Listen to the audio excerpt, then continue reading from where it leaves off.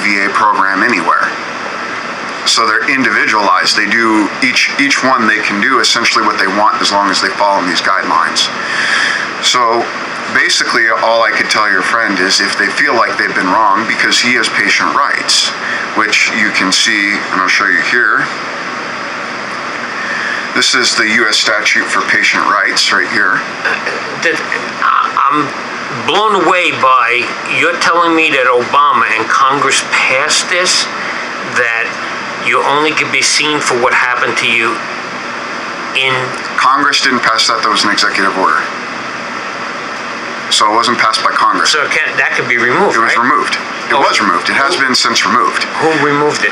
I'm not sure. I can't find it anywhere. I just know in 2013 when I was in Colorado Springs having to deal with a lot of the same issues, they're here. Like your friend, I've had a struggle myself. It's taken me 18 months to get treatment.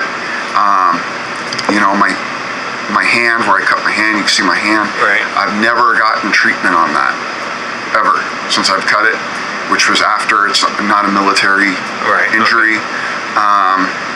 They basically told me that my hand may have some damage, but I probably severed the tendons all the way and they were gone. Because I severed some tendons in my hand, but I didn't cut them all the way in half. Well, at 11 months later, I finally get an MRI, and now they're saying that there's no tendon damage, but the doctor said that the tendons were gone. So if the tendons are gone, so there's just a lot of, they confuse the heck out of me. Okay, wait a second. So a doctor told you have tendon damage. The VA turned around and told you you don't. So a doctor from Desert View, when I went to the ER to get stitches, told me I need surgery on the tendon. A month later, I had my VA appointment with my primary care. 4 months later, I had an appointment with the hand surgeon, who told me at that point it had been too long to do surgery. Yeah, because what are they going to connect? Well, the VA, that's not my fault. That's the VA's fault in waiting, right? Of course, right. Right. So this is what has led me to gather the information that I'm telling you today, of who I've contacted and where I'm going and where I'm trying to get to. Essentially, what we need to do as veterans is we need to get together and rewrite some bills. We need to go and we need to read this and pay attention. You have to know these things, and I'll tell the listeners and the viewers, you know, what codes they are so they can go and look them up, because they have rights. So once you start quoting these rights at a certain level, things change. So what I did was I made my complaint to the White House hotline, and I've got that number if I can share it with you. Sure. Go ahead. That White House hotline is 1-855-948-2311. And from calling them, you know, someone picks up, takes my report, I get a case number. Within 14 days, I get a call from a doctor at the VA Medical Center in Las Vegas. Okay. Because that's where we are. That's the one I'm dealing with, yeah. And here's what baffles me, right? I've tried to get away from this system under choice program, and you couldn't. The choice program out here was broke. It had no money. So they were sending nobody out to the communal care for anything. Okay, so choice program, when you go to VA here, they can't send you over to the hospital? Not currently. Prior to this, about a year ago, it was broke, so you couldn't use the VA system at all. So I've left the VA system for a while, came back, I've tried to go back to California, because I went to California for treatment. I've been trying to go back there with telehealth, because you can go over internet. And they wouldn't let me go back, not even through the choice program. And I said, wait a minute, we're in the same VISN, I can't go to the better hospital. So not only, they're also limiting where I can go for treatment. So even though this place is broke, the Bay Area isn't broke, they're saying I can't leave and go to the Bay Area to seek help from the VA hospital, their own system, in their own VISN, in their same area. They're saying I have to stay here at this broke one. See, that doesn't make any sense. Right. Now, where does DAV come in here? Now, Tom Waters runs that now, right? I have no idea. I've been to the DAV out here, and it's some volunteers, very nice people, very bad system. It's basically non-existent. They hand you a couple papers. They say, fill these out and come back. Well, now I have a TBI. Filling out paperwork's an issue for me at times, so it's just very difficult. I obviously went to them because I need help. They're unable to help me in the way that I need it. What they don't tell you, what the VA doesn't tell you, is there's a thing called the BVA, which is the business side of veterans medical care. So there's two sides. Okay, and this is what we were talking about at Starbucks, where maybe we could work with Well, the BVA, unlike what the DAV or any of the VSOs can do, those are the county help and all this other stuff, they call them VSOs. They tell you they can see your information, and that's an outright lie. The only thing that they can see is your rating. So they can tell you what your rating is. Then, if they file for you, they're filing on your behalf, so you're giving them the right to act on your behalf for the BVA. Okay. So then they get a copy of the paperwork that they send you, or that gets sent back to you from the VA. So they actually can't see anything in your medical record, and they require you to go get all your medical records. Whereas if you go with a BVA representative, you get the BVA representative works directly for the VA. They're a VA employee on the business side. Okay. And they have access to your medical records and the financial side. So, home loan, any of the schooling, any of that stuff they can see too, where the hospital side can't view that. Okay. So there's a lot of benefit going to the BVA rep. But if you ask an employee, they don't know that this exists. They only know about the VSO. Now, why would they tell you this? It takes longer. They have to mail it in. It takes up to 90 days longer to go through a VSO than it does to use the BVA. So I used the BVA for my hearing loss. Within 3 weeks, I had a rating, and my hearing aids were paid for. And I'll be rated for my hearing the rest of my life. And tinnitus, I got 10% for tinnitus in 3 weeks using the BVA out of Arizona. So the DVA, now is DVA a separate, it's not It's government? a non-profit. Okay. It's not government. That's why they can't view your records. Like, it's very limited information that's shared. So, but their process takes a lot longer because they have an attorney check it, and then it gets sent to the White House, but they do this by paper or fax. It's a very slow process. Then you have the amount of time that the VA takes to process, which is supposed to be within 1 year, but that's not always true either. That's for the rating side. But either way, getting back to the medical stuff. So you call the White House hotline. This is how I did it. I called the White House hotline. I made my complaints for my hand, my glasses, and my TBI. I wasn't getting treatment for TBI. They made it contingent, which is technically illegal. They can't do that. They have to treat me. They have a finite amount of treatment anyway, and the tests that they want me to do would put me out for about a week. And I don't want to do it. But they're saying I can't get treatment unless I do. Well, I found the code where that's illegal. They can't do that. They have to give me treatment. And they're denying me treatment. So all these guys that can't do the research, they're hung out to dry. They're hung out to dry, yeah. So after talking to them, I got a gynecologist actually called me, a doctor called me. Obviously, I don't need a gynecologist.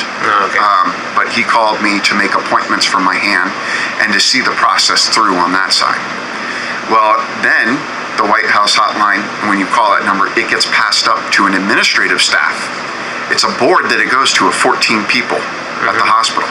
So it gets passed up to administrative staff, then they review it to see if anything needs to be taken, any actions need to be taken. Then it goes over to Congress. Well, this lady who we talked to, who works for, she's nonpartisan, but she's under District 4, Horsford. And it's Samantha Bivets. I called her. So then she goes and she verifies that the things have been done, that they've checked all the boxes. So after getting a hold of the staff from, talking to the administrative staff, I gave her a phone call right away. And I started telling her what was going on, and I submitted my complaint to her. Well, she had read that it was resolved, so she closed me out. She came into town and saw me again. I told her this stuff isn't resolved. And she said, really? Because they said it was. And I said, no, it's not. And I said, this is still happening. This is the law he broke. This is what's going on. And she said, I'm going to get on that. So she verifies this stuff. And even though she works for Horsford, her position is nonpartisan. Every congressman has one of these. Right, okay. So it's not part of his staff. She's just assigned to him. It's part of his staff, as he has control of whether she works for him or not. Okay. But the position he has no control over. Okay. The position has to exist. Okay. So, so I'm saying don't get hung up on the name that it's related to Horsford. Yeah, right. Or that you see his name associated with her. Yeah, I don't care if it's a Democrat or communist, as long as they take care of my friend, I don't care who it is. Well, this is a fascist program. It's a socialistic program. And we can see that it doesn't work. The government runs it, and it's not getting any better. Every time they pass laws, it has never made it better. It's always made it worse. Because it seems like they put in more oversight that slows things down, slows the process down. The only way to truly fix this is to get veterans together and get us looking at these bills and rewriting some of the bills or pushing Congress to privatize VA healthcare, which is what I would like to see. Personally, I would like to see in areas like this, especially areas like this, where we have a decent hospital with a decent ER for what we are. You know, we're not LA, we're not Las Vegas or New York, or so we're pretty decent. But our VA clinic is terrible. So I would like to see the clinic merge with the hospital, right? So then it would be seamless, because then it would be like insurance, where I just go right from seeing my PCM, my primary care manager, right over to the civilian side. Right, and you actually don't have a doctor here. I don't have a doctor here. No, the doctor is located in San Francisco, and they come out, that doctor comes out every 6 months. Here. How does that happen? Right. So here's the problem. There weren't enough doctors to fulfill the need, the government's role for VA staff, because they don't pay as well as the private sector. I understand. That's So- why if you go to VA hospital, most of them are minorities. So they made it so there was no state lines, because you used to have to be like a lawyer, you had to be registered to practice in that state. Right. They did away with that. So when I actually came out here back from California, I was seeing OT therapist in California on my computer screen, and they stopped that program and said that I had to transition over to this hospital, which doesn't have the same program. The program doesn't exist. Why would they turn around? They have to know that program don't exist here. Why would they send you there? Is it just a thing to try to get you to just give up? It's a way to prolong my health care. It's a way to make it harder. It's a way for the government to hire more employees. It's a way for them to pay more people. You gotta realize I'm a walking dollar sign to them. You know, they put me on a rope. When they gave me 100%, they told me, the doctor literally told me, forget school, forget work with my brain injury. Forget it. Never happened for you. Here's your little money, your 100%. Here's your money to survive at lower minimum wage. Is what I get. You can look it up. It's $3,500 roughly a month. This is what anybody gets who's retired at 100%. And they tell you, here's your money. Now go be happy. Go shut up. Go sit in the corner, type of thing. We'll give you health care when we can. Be happy with that. But they don't have to give you any care. Like that code that I read to you earlier, I know. That rules out pretty much anything. They don't have to give you a wheelchair. They don't have to give you really anything that doesn't, as long as it prevents your death. That's all they have to give. They just have to keep you alive, is the way it seems. So go and look. Go and look at what you can be provided and what you can't.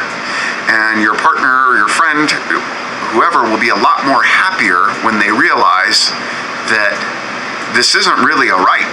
Healthcare isn't really a right through the government. Bernie Sanders, all these people that are saying that it's not at all, not under the government. So that's the way they're doing it. Even though, so it's kind of a, It's a smoke screen, actually. It's a what it smoke is. screen, yeah. It's a everybody way to- thinks that, when they built that hospital over there, beautiful hospital, this and that. And I've been there with Harvey. I've been there with my other friends, and I've been there with numerous people. And I really don't think the care is any. I mean, I haven't seen anybody give my 85-year-old friend a physical yet. There's a veteran here, a World War II vet, that had to leave that ER and go to another one. Really? Yeah, because they couldn't help him out, the hospital. They only have 19 beds in that hospital. 19 beds. They don't have the program. In Vegas? In Vegas. So the head hospital in the Visons, before it broke up, they redrew all the Visons, but the head hospital was out of Reno in that area. So they have really good surgeons up there. So a lot of the money was being funneled up there, but 60% of Nevada's veterans live in the South. Oh, yeah. We got, I think, 9,000 in Nye County alone.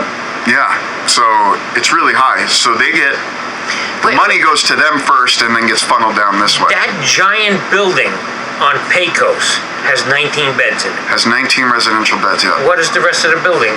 For paperwork? Outpatient. They couldn't treat me for anything there. They have yet to treat me for any of my injuries at this hospital. In fact, the VA has yet to treat me they've treated me for symptoms, but they've yet to treat any of my injuries directly without going into inpatient.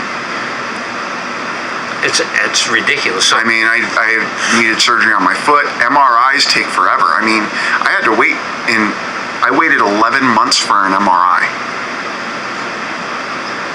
It's just, I mean, kaboom! I'm like flabbergasted. They miss dot an I, the paperwork gets kicked back, they don't even tell the doctor. So the doctor has to go and look for the paperwork. If the paperwork was kicked back, they don't know it, so they have to go and look. And how could a doctor really keep track of everybody he's taking care of? Can't. How could they know, right? Right. They're supposed to have a finite amount of patients, Right. and they're like triple that amount. Now, is there any way that we could try to help the veterans here without going to DAV and with that VAV? Yeah, BAV is that you would have to schedule that. That's in the main hospital. Okay. So there has to be a VA rep there. Now, whether they're there full time or not is clearly up to whoever the head hospital is. So if the head hospital is indeed still in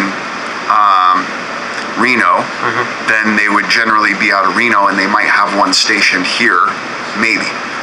So like in Arizona, their BVA rep was in Phoenix, and once a month for one day went out to Prescott. And that's when you got to see the BAV rep. Other than that, you had to deal with the DAV reps because they were the only ones allowed. Them and the county, I think, were allowed. You go to the Bay Area and you could see there's 5 different VSOs there. So what we really need to do is get in contact with the White House, and this Veterans Choice thing should be, if you're in a rural community, you can go to the closest place to. Well, that's the way it's supposed to work, but that has not been fulfilled yet. Okay, remember this program just launched, and it is the government, so they weren't prepared to launch it. Meaning they didn't have everything worked out. We got a phone call? Go ahead, caller. Caller? Hey, Raider Flight Man here, Anthony. Hey, buddy, how you doing? All right, I think Jack was on a show previous, wasn't he? I was. On this radio station before, Jack? I think that's Yeah. what he was talking. Lily. I've been on Dwight Lily's show. Yeah. I can't hear him. Yeah, he was on Dwight Lily's show. He can't hear me. I guess his mic's not working, Anthony. Yeah, yeah, but can you hear me? Hello? All right. Go ahead. Well, all right. I thought I heard him on the radio show before. Maybe Dwight Lilly had him on. Yes. Yeah. All right, a couple things I want to say. That White House number is important. Jack gave the number out, give it out again, and you write it down, I think, because Paul Miller used that number several times. It did help him out in certain instances where they called, the White House somehow contacted someone at the VA, and he got some action on his problems. Okay. They It won't solve contacted all it. the problems, but it will speed things up. Okay. So it's an important number. Okay. And I know Miller's had it for some time. I think Susie gave it to him, and it works occasionally. Okay. So there you go. And as far as the choice program, I thought the choice program was working, but from what Jack is saying, it's not working.